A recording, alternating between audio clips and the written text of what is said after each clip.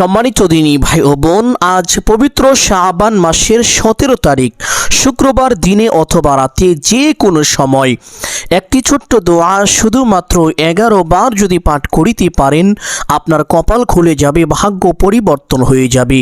পবিত্র জুমার দিন আল্লাহ তাআলার কাছে অত্যন্ত দামি এবং সম্মানিত একটি দিন।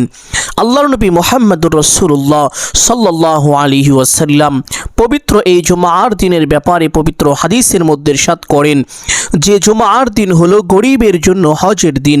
আরেক হাদিসের মধ্যে ইরশাদ করেন জুমার দিন হলো মুসলমানদের জন্য ঈদের দিন তথা আনন্দের দিন। সুবহানাল্লাহ। সম্মানিত দিনী ভাই ও বোন আমার, পবিত্র এই জুমার দিন যখন সূর্য ডুবে যায়, সূর্য ডোবার সাথে সাথে আল্লাহ সুবহানাহু ওয়া তাআলা প্রথম আসমানে এসে উপস্থিত হন।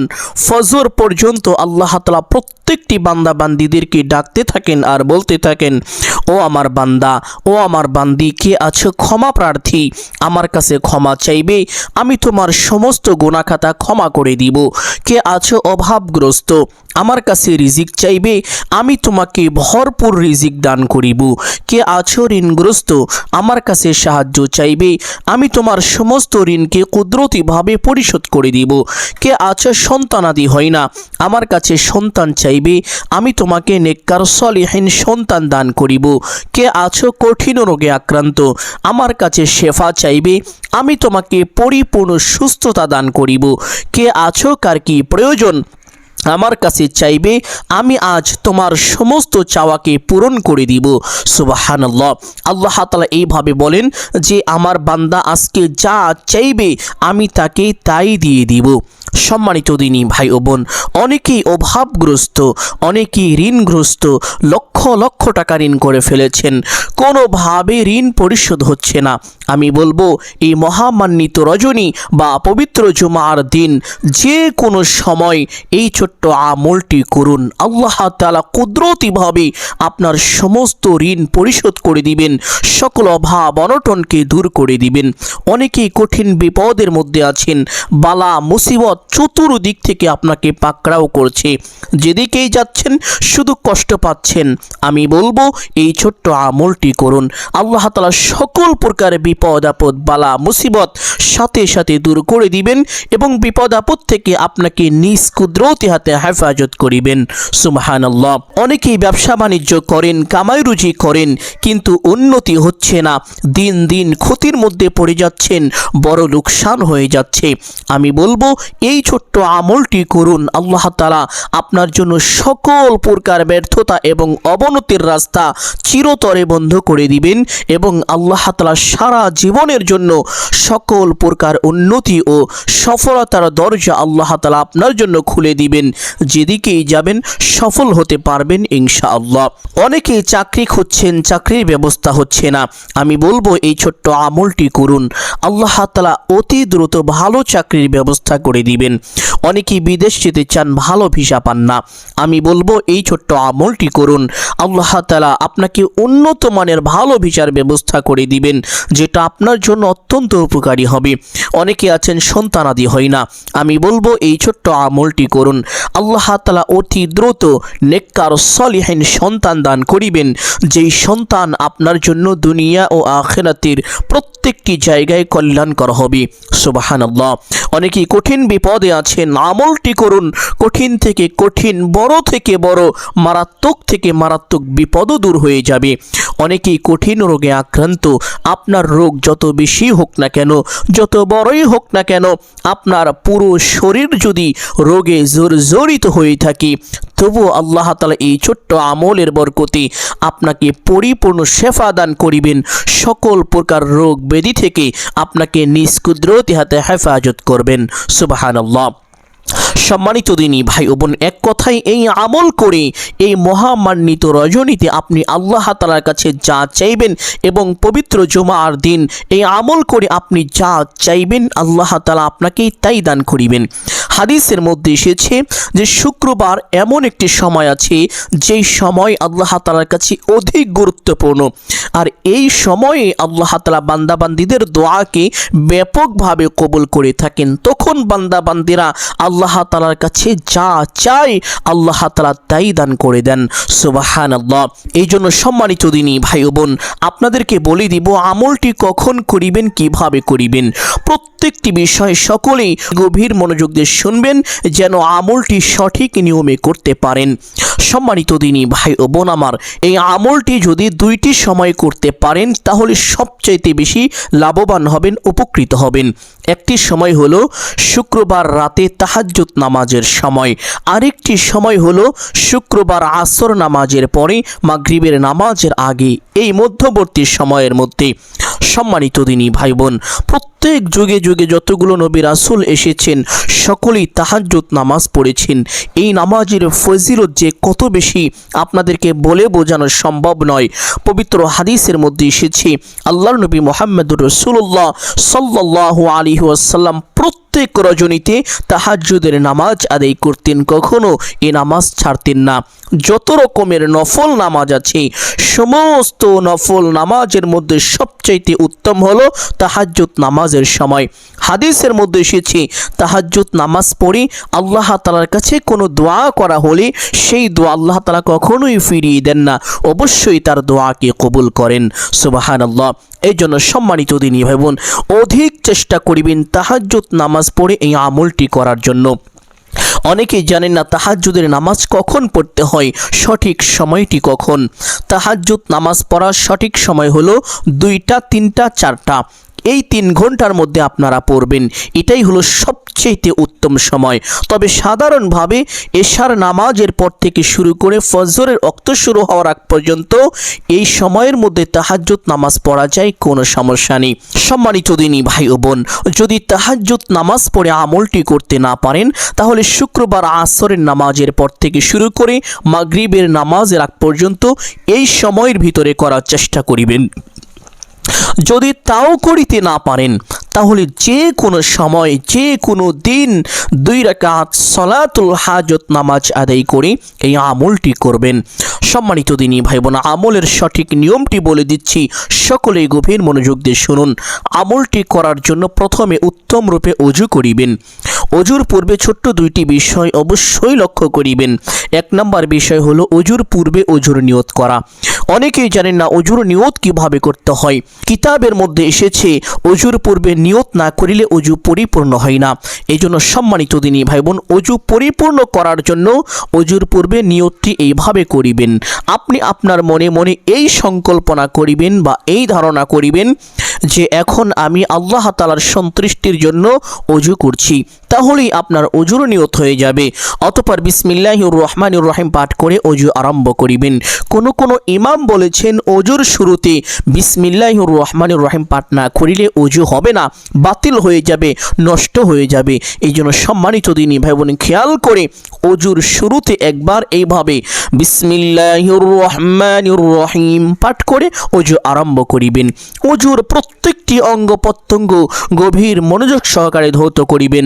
চুপচাপ ওযু শেষ করে আপনার ডান হাতের শাহাদাত আঙ্গুলটি আসমানের দিকে সোজা করে দিয়ে একটি ছোট্ট কালিমা একবার যদি পাঠ করেন, আল্লাহ তাআলা আপনার উপর সাথে সাথে অঝড় ধারায় বৃষ্টির মতো রহমত নাজিল করবেন এবং আপনাকে আল্লাহ তাআলা তার নিজ জিম্মায় নিয়ে নেবেন, সকল প্রকার বিপদ আপদ থেকে হেফাজত করবেন।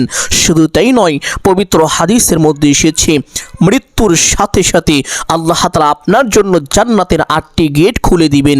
আপনি যেই গেটে দিয়ে ইচ্ছে সেই গেটে দিয়ে সসম্মানে বিনা হিসাবে জান্নাতে প্রবেশ করতে পারবেন। এই জন্য সম্মানিত দিনী ভাই বোন, আপনাদের সকলকে অনুরোধ করে বলবো প্রত্যেক ওযুর পরে ছোট্ট কালিমাটি একবার এইভাবে পাঠ করিবেন। আশহাদু আল্লা ইলাহা ইল্লাল্লাহু ওয়াহদাহু লা শারীকা লাহ ওয়া আশহাদু আন্না মুহাম্মাদান আবদুহু ওয়া রাসূলুহু। কালিমাটি পাঠ করা শেষ করে একটি পবিত্র স্থানে চলে যাবেন। আমলটি যদি তাহাজ্জুদ নামাজের সময় করেন তাহলে কিবলামুখী হয়ে দাঁড়িয়ে তাহাজ্জুদের নামাজ আদায় করে নেবেন।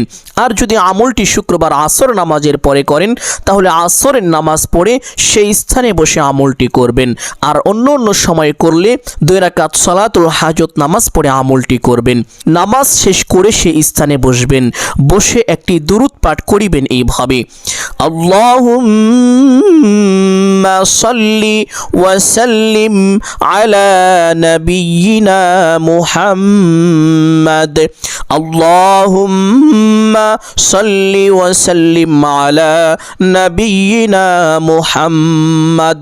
দুরূদটি কতবার পাঠ করিবেন? এক সাহাবী রাদিয়াল্লাহু তাআলা আনহু আল্লাহর নবী মুহাম্মদুর রাসূলুল্লাহ সাল্লাল্লাহু আলাইহি ওয়াসাল্লামের দরবারে চলে গেলেন, গিয়ে আরজ করলেন, ইয়া রাসূলুল্লাহ সাল্লাল্লাহু আলাইহি ওয়াসাল্লাম, আমি যখন দোয়া করব আমার দোয়ার কতটুকু অংশ আপনার জন্য নির্ধারণ করব বা আপনার উপরে দুরূদ পাঠ করব? নবীজি সাল্লাল্লাহু আলাইহি ওয়াসাল্লাম বললেন, ও আমার সাহাবী, তোমার যতটুকু ইচ্ছে। সাহাবী আবার বললেন, ইয়া রাসূলুল্লাহ সাল্লাল্লাহু আলাইহি ওয়াসাল্লাম, আমি যদি আমার দোয়ার 4 ভাগের 1 ভাগ আপনার জন্য নির্ধারণ করি? নবীজি বললেন, ও আমার সাহাবী, তোমার যতটুকু ইচ্ছে, তবে বেশি করলে ভালো।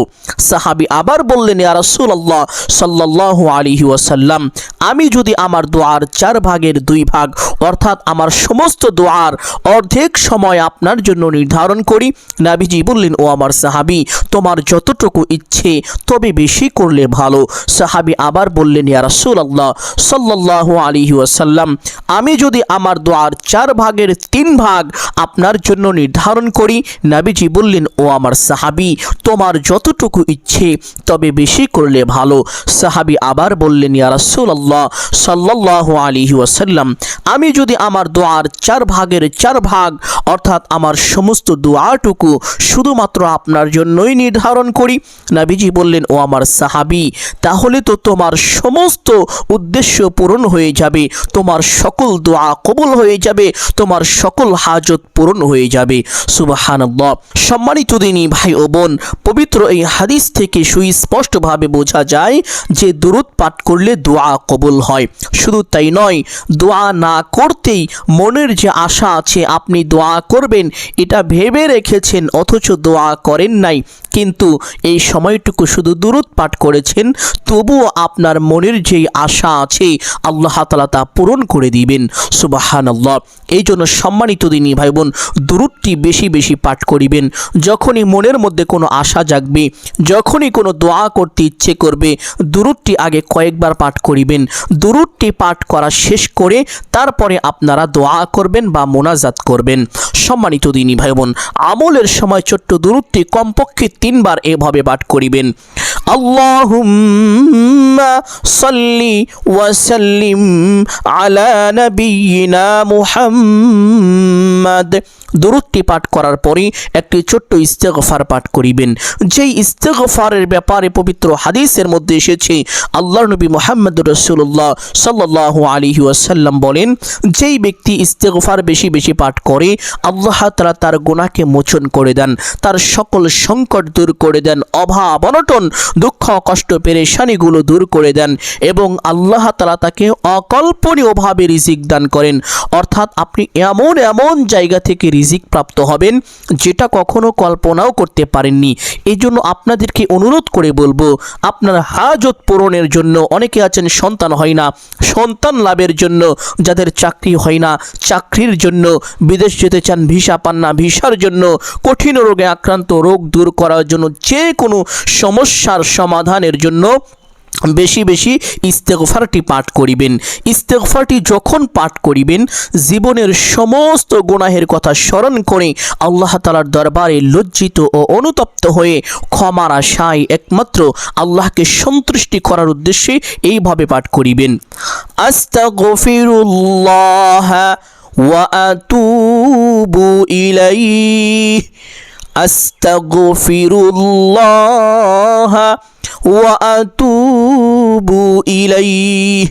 সম্মানিত দিনী ভাই বোন, ইস্তেগফারটি আমলের সময় কমপক্ষে 3 বার পাঠ করিবেন। ইস্তেগফারটি পাঠ করার পরে একটি ছোট্ট দোয়া পাঠ করিবেন, যেই দোয়া পাঠ করিলে আল্লাহ তাআলা আপনার গুনাহগুলো মোচন করে দিবেন, আপনার উপরে প্রচুর পরিমাণ দয়া করিবেন, রহমতের চাদর দিয়ে আপনাকে ঢেকে দিবেন। যেই দোয়া পাঠ করিলে আল্লাহ তাআলা আপনার রিজিকের মধ্যে প্রচুর পরিমাণ বরকত দান করিবেন, ব্যবসা বাণিজ্যে কামায় রুজিতে প্রচুর পরিমাণ উন্নতি হবে। সুবহানাল্লাহ। ছোট্ট দোয়াটি হলো আল্লাহুম্মা গফিরলি ওয়ারহামনি ওয়ারযুকনি। দোয়াটির একটি চমৎকার অর্থ রয়েছে। অর্থটি হলো আল্লাহুম্মা গফিরলি, হে আল্লাহ আপনি আমাকে ক্ষমা করে দিন, ওয়ারহামনি এবং আমার উপরে দয়া করুন, ওয়ারযুকনি এবং আমাকে রিজিক দান করুন। সুবহানাল্লাহ। সম্মানিত দিনী ভাই বোন, আমলের সময় এই চমৎকার অর্থবোধক ছোট্ট দোয়াটি 11 বার পাঠ করিবেন।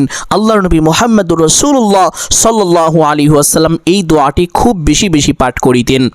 দোয়াটি পাঠ করার পরে আরেকটি ছোট্ট দোয়া পাঠ করিবেন, যেই দোয়ার ব্যাপারে পবিত্র হাদিসের মধ্যে এসেছে, একজন হতদরিদ্র গরিব ব্যক্তি হযরত আলী রাদিয়াল্লাহু তাআলা আনহু এর কাছে চলে গেলেন, গিয়ে বললেন, হে ভাই আলী, আমি খুব অভাবের মধ্যে আছি, টেনশন পেরেশানি আমাকে আঁকড়ে ধরেছে, ঋণের বোঝা আমাকে ভারী করে দিয়েছে। অতঃপর হযরত আলী রাদিয়াল্লাহু তাআলা আনহু ওই ব্যক্তিকে বললেন, হে ভাই, আমি কি তোমাকে এমন কয়েকটি বাক্য শিখিয়ে দিব যা আল্লাহর নবী মুহাম্মদুর রাসূলুল্লাহ সাল্লাল্লাহু আলাইহি ওয়াসাল্লাম আমাকে শিখিয়েছিলেন, যেই বাক্যগুলো পাঠ করিলে তোমার ঋণের পরিমাণ যদি পাহাড় সমানও হয়ে থাকে, তবুও মহান আল্লাহ তাআলা তোমার সমস্ত ঋণ কুদরতিভাবে পরিশোধ করে দিবেন, এমনকি তোমার ঋণের দায়িত্ব আল্লাহ তাআলা নিজের কাছে নিয়ে নেবেন, অর্থাৎ তোমার কাছে ঋণের কোনো দায়িত্ব থাকবে না। কিভাবে পরিশোধ হবে এটা আল্লাহ তাআলাই ভালো জানেন। অতঃপর ওই ব্যক্তি বললেন, হে ভাই আলী, তাহলে আমাকে বাক্যগুলো শিখিয়ে দিন। অতঃপর হযরত আলী রাদিয়াল্লাহু তাআলা আনহু ওই ব্যক্তিকে এই বাক্যগুলো শিখিয়েছিলেন। বাক্যগুলো হলো আল্লাহুম্মা কফিনি বিহালালিকা আন হারামিকা ওয়া আগনিনি বিফাদলিকা আম্মান সিওয়াক। দোয়াটি আরো একবার পাঠ করছি, সহি শুদ্ধ উচ্চারণটি শিখে রাখুন। আল্লাহুম্মা কফিনি বিহালালিকা আন হারামিকা ওয়া আগনিনি বিফাদলিকা আম্মান সিওয়াক। সম্মানিত দিনী ভাই বোন, ছোট্ট দোয়াটি এইভাবে হাতের আঙ্গুল দিয়ে গুনে গুনে 11 বার পাঠ করিবেন। দোয়াটি 11 বার পাঠ করা শেষ করে আরেকটি ছোট্ট তাসবিহ পাঠ করিবেন, যেই তাসবিহ পাঠ করিলে আল্লাহ তাআলা বান্দার উপরে এত বেশি সন্তুষ্টি হয়ে যান, খুশি হয়ে যান, যে ওই বান্দার গুনাহের পরিমাণ যদি সমুদ্রের ফেনা রাশিও হয়ে থাকে, তবু আল্লাহ তাআলা সাথে সাথে বান্দার জীবনের যৌবনের সমস্ত গুনাহখাতা ক্ষমা করে দেন। সুবহানাল্লাহ। শুধু তাই নয়, আসমান জমিন সমস্ত পৃথিবী 7 আসমান 7 জমিন এক পাল্লায় রাখা হলে, অপর পাল্লায় এই তাসবিহটা রাখা হলে, তাহলে এই তাসবিহের পাল্লাটাই বেশি ভারী হয়ে যায়। সুবহানাল্লাহ। আর সেই তাসবিহটা হলো সুবহানাল্লাহি ওয়া বিহামদিহি সুবহানাল্লাহিল আযীম সুবহানাল্লাহি ওয়া বিহামদিহি সুবহানাল্লাহিল আযীম। সম্মানিত দিনী ভাই বোন, উঠতে বসতে চলতে ফিরতে যখনই সময় পাবেন ছোট্ট তাসবিহটা বেশি বেশি পাঠ করিবেন। আপনার নেকির পাল্লা এত বেশি ভারী হয়ে যাবে যে কাল হাসরের ময়দানে আপনি অবাক হয়ে যাবেন, আপনাকে আল্লাহ তাআলা জান্নাতের সুসংবাদ দিবেন। সুবহানাল্লাহ। সম্মানিত দিনী ভাই বোন, আমলের সময় ছোট্ট তাসবিহটা 11 বার পাঠ করা শেষ করে আবার সেই ছোট্ট দুরূদটি 3 বার পাঠ করিবেন এইভাবে। আল্লাহুম্মা সাল্লি ওয়া সাল্লিম আলা নাবিয়িনা মুহাম্মদ। আল্লাহুম্মা সাল্লি ওয়া সাল্লিম আলা নাবিয়িনা মুহাম্মদ। দুরূদ পাঠ করা শেষ করে মুনাজাত করবেন। মুনাজাতের শুরুটা এভাবে করবেন, আলহামদুলিল্লাহি রাব্বিল আলামিন ওয়াসসালাতু ওয়াসসালামু আলা সাইয়্যিদিল আম্বিয়াই ওয়াল মুরসালিন। এই দুইটি বাক্য আগে বলে নেবেন। বলার পরে আপনার যা কিছু প্রয়োজন আল্লাহ তাআলার কাছে সমস্ত কিছু চাইবেন। চাওয়া শেষ করে একবার বলবেন, হে আল্লাহ, আপনার হাবিবের উসিলা করে আমার দোয়া মুনাজাত কবুল আর মঞ্জুর করে নিন। অতঃপর তিনবার বলবেন, আমিন আমিন আমিন বিরহমাতিকা ইয়া আরহামার রাহিমিন। দোয়া মুনাজাত শেষ করে একবার দুরূদ শরীফ পাঠ করবেন, সাল্লাল্লাহু আলাইহি ওয়াসাল্লাম। অতঃপর চাইলে সেখান থেকে উঠে যেতে পারেন। এইভাবে যদি আমলটি করেন, কপাল খুলে যাবে, ভাগ্য পরিবর্তন হয়ে যাবে। যা চাইবেন আল্লাহ তাআলা আপনাকে তাই দান করিবেন। মনের সকল আশা বাসনা আল্লাহ তাআলা পূরণ করে দিবেন। ঋণের পরিমাণ যদি পাহাড় সমানও হয়ে থাকে, তবু আল্লাহ তাআলা কুদরতিভাবে সমস্ত ঋণ পরিশোধ করে দিবেন। সুবহানাল্লাহ। সম্মানিত দিনী ভাই ও বোন আমার, আমি আশা করছি আজকের এই ভিডিওটি আপনাদের সকলের জন্য অত্যন্ত গুরুত্বপূর্ণ এবং উপকারী ছিল। অতএব সকলকে বলবো সদকায়ে জারিয়ার উদ্দেশ্যে কমপক্ষে একটি হলেও শেয়ার করে দিবেন। যদি আলোচনাটি ভালো লাগে অবশ্যই ভিডিওতে একটি লাইক করবেন, কমেন্টে আমিন বলে দোয়ায় শরীক থাকবেন। যারা এই চ্যানেলের নতুন দর্শক রয়েছেন, চেষ্টা করবেন চ্যানেলটি সাবস্ক্রাইব করে রাখার জন্য। সকলের জন্য দোয়া করে আল্লাহ তাআলা সকলকে ভালো রাখুন, সুস্থ রাখুন, জানে মালে কামায় রুজি ব্যবসা বাণিজ্যে প্রচুর পরিমাণ উন্নতি ও বরকত দান করুন। সকলেই বলি আমিন সুম্মা আমিন। আসসালামু আলাইকুম ওয়া রাহমাতুল্লাহি ওয়া বারাকাতুহু।